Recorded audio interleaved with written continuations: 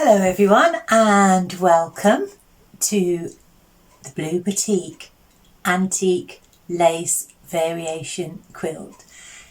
If you saw a video last week, then that was a minor miracle. Please note, it's a different week and it's a different topic. So this week I'd like to share with you the sewing and the construction of this Blue Batik quilt. As I mentioned last week, it's very quick to come together. Although it looks a complicated quilt, there are only 3 blocks involved, A, B and C. One block A is quite a big block, and then B are little pinwheel cornerstones, and C forms the sashing around block A, and then you're creating this lovely secondary block, and I'll show you how I did that if you're interested.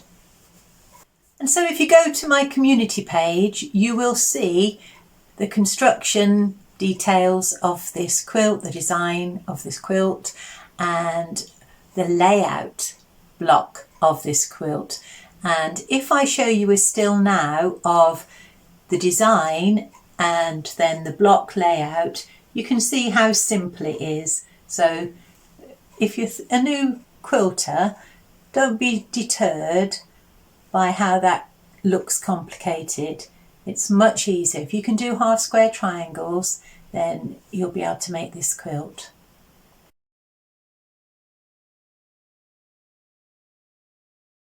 So after designing this quilt, the first thing I did was to look at my fabric selection.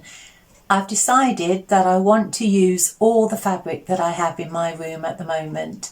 So I did have a 3-yard cut of the cream background. So that was definitely always going to be part of this quilt. So that's going to form the background. And then I had a large pack. There were 20 fat quarter bundle of the batiks, all different colour blues. And so my first thing I did was to look through the bundle and start choosing which ones that I wanted to keep and which ones that I wouldn't be using. And I have a pack of batik fat quarters. There are 20 in there, so let's have a look at those. So this is the contents of the fat quarter bundle. So I've sort of put them together in columns of colour. So I've got the paler blue on the left column. There's quite a few of those. And then it gets a deeper blue into the second column. And then we have more of a mid blue. And then quite a few of this dark grey sort of indigo background, and then some purpley tinged blues. Some of these fat quarters were cut a little bit on the skinny side, and so I did need to go back and use some of the fabrics that at first I thought I wouldn't use. And initially I thought I would use a pale blue, a mid blue and a deep blue. But in the end it's just sort of 2 blues really, a lighter and a darker. But I think it works out well, and by hook or by crook I managed it. I did have to piece some of the pale blue blocks together in the end just to finish it off, but I think that works really well. And so now I will share with you how it came to be. So looking at this design now, where the purpley pink is, I want that to be a darker blue. And where the dark purple is, I want that to be a darker blue.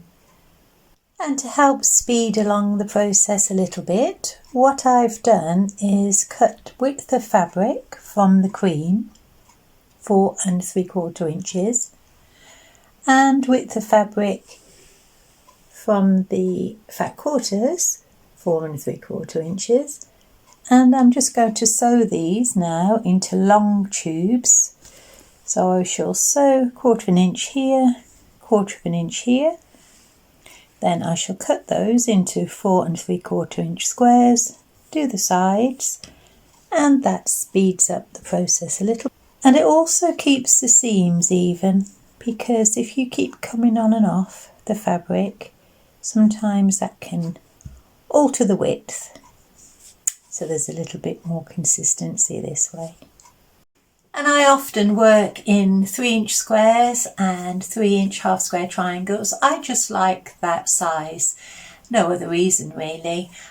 And I was told that there's a formula. So if you want to have a 3-inch half square triangle and you're using this method of sewing around a square and cutting on the diagonal, then the sides of the square need to be 1 3/4 inch larger than the block that you want, the half square triangle that you want to finish with.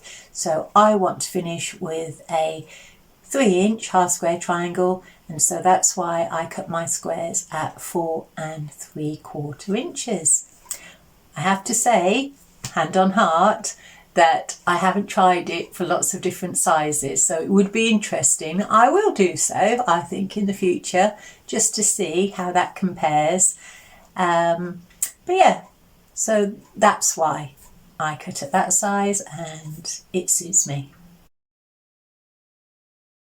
Well, I'm working on block A and I'm using the pale blue with that 8-pointed star. There is a pinwheel, there's a different sort of fabric used in the centre. It's a bit hard to pick up in this glorious sunshine. But what I'm just doing now is in the cornerstones, I'm introducing a deeper blue. So that will surround that star. And when you look at the design, they're the ones with the pinky purpley surround. And so what I'm going to do with that centre one, I'm going to make a feature of that and I'll show you how. So what I want to do with that centre one is to use the same blue that's in the corners with those arrowheads on the top, the bottom and each side, just to unify that one block. And that's it sewn, and that measures 15.5 inches. And so when I say make a feature block, again, remember that's me with my PPP problem. That's it there. It doesn't really jump out from any of the other blocks.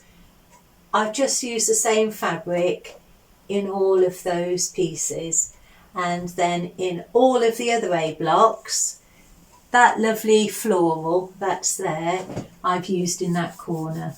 Again, no one will probably notice. I will. So that's why I've done that there. So I've made 9 of these central 8-pointed stars with the blue and cream half square triangles in the corner. That's the next set of 4. Looks very Mediterranean. And those are the last of block A, so all of those are complete now. So I know that working with fat quarters that I can get 12 4 3/4 squares from each fat quarter. So I've got a rough idea of how many half square triangles that I'll be able to get from each of the fat quarters. And so this is why I've done 1 in the centre and then 4 in one design and 4 in another, because there wouldn't have been enough squares available to me working in this design to match. And I thought, because I'm using such a lot of different designs in the overall quilt, I'd like a little bit of unity around each of the blocks. So that's why I've done that there and divided those into 2 sets of 4. Let's have a look at the next stage. And now moving on to block B, I need 16 pale blue pinwheels. and they look like that.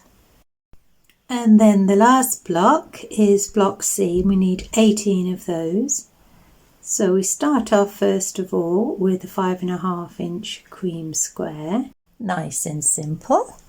And then we take 2 half square triangles in the deeper blue that have forming a arrowhead in the cream, and that's touching the 5.5-inch square. And we want a block on the right and a block on the left. So that fits like that. And we want to repeat that with the pale blue on the outside of those deeper blue. And so they will fit like that. And you'll see at this stage that I haven't pressed any of those half square triangles. If you were to measure them, they measure 3 inches by 5.5 inches, those 2 sets of half square triangles going together. I don't press at this point because they're all on the bias. I wait until there's more seams in the blocks, and then I'll press up to the outer seam, press the inside, and then join some more blocks and then press over those seams. So I don't press at this stage, in case you notice that. So I'll make 18 of those, and that will be all of the blocks complete. And it's this little bridging part and the little pinwheel that forms the secondary blocks. Like I say, if you think of A as the main block and B as the cornerstone and C as the sashing, it makes complete sense. It makes complete sense to me. I think it will to you as you see it come on. And now it's time for construction. So we start off with one of A blocks, and I'm putting that one in the centre. And then around that I will put 4 cornerstones of the pinwheels. So that's what A and B block look like together. And now I'm just going to put that little connector bridge, which is C block, in the gaps between. And that's what it looks like when we've put block C in, and you can begin to see the secondary shapes appearing. So now I'm going to put 4 block A's around that, and you'll see how the pattern then really develops. And now I've put all of A block on the wall. So now I'm going to fill in those gaps with C block, and you'll see that secondary image. And you'll see that I am still pinning to the wall at the moment.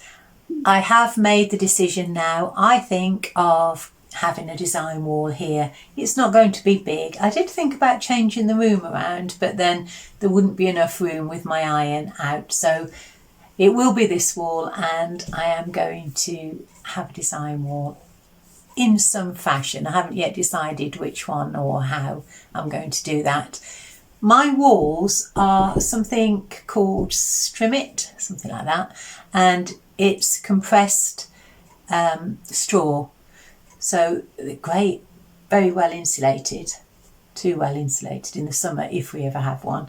But they are a nice soundproof wall, and I can get pins in okay. So I think, yeah, has anyone ever just put either flannel or batting onto a wall?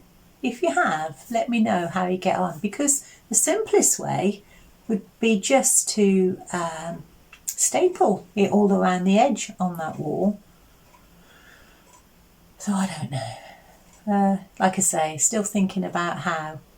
And when I get my quilt back from the quilt show, then I'll be able to put that over the big expanse of blankness. That was one of the drawbacks. That's why I didn't want to put a design wall there, was I didn't like the idea of looking at a blank wall, and I didn't really want to put an image on there. But this quilt that I've made, I think I could live with that for quite a while.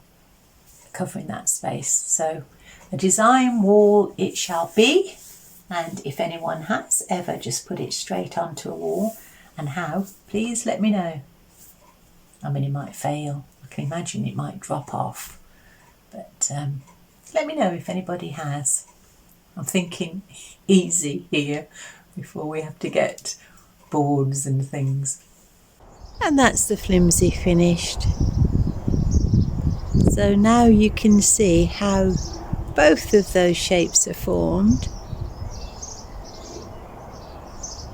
Considering it's just 3 different blocks, it looks a lot more complicated than that, doesn't it? I've put some stay stitching around the edge so the seams are secure. And so that's it, all finished, and I think it looks really summery. I can imagine this in a room that's sort of seaside themed. I don't know whether it's because I'm thinking of the Mediterranean and clear blue waters. It's not something we get in too many of the seas surrounding the UK, but I think that would really look fresh in the heat of summer.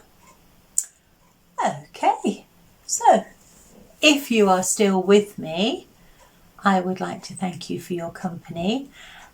Please take really good care of yourselves, and time for a quick change, and I will see you hopefully next week. Bye.